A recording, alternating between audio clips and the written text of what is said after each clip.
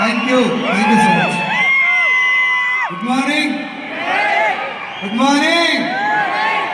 రహర Mahadev. Thank you.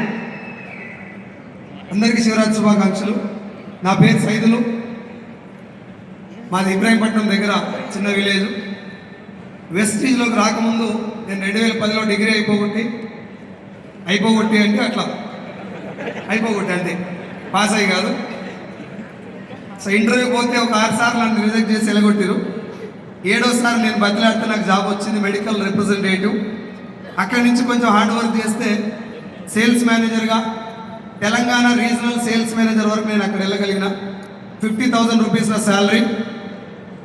Lockdown వచ్చినప్పుడు నా salary 50,000 నుంచి 15,000 పడిపోయినప్పుడు ఫైనాన్షియల్గా నేను ఆల్మోస్ట్ ఆన్ రోడ్ మీదకి వచ్చేసిన.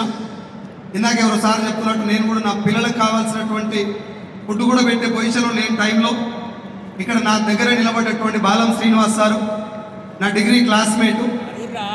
తను ఆల్రెడీ గవర్నమెంట్ జాబ్లో ఉండి నాకు బిజినెస్ పరిచయం చేయడం జరిగింది. పరిచయం చేసిన వెంటనే నేను ఇందులో సబ్బులు సరుకులు చూసి బిజినెస్లోకి రాబుద్ది కాలేదు. నాకు తెలంగాణ సేల్స్ మేనేజర్ కాబట్టి వెంటనే రాలేదు. ఒక 4 నెలలు తను నన్ను ఫాలో అప్ చేయటం వల్ల ఒక మీటింగ్కి వెళ్ళి డైరెక్ట్ సెల్లింగ్ అంటే ఒరిజినల్ కాన్సెప్ట్ ఏంటిది,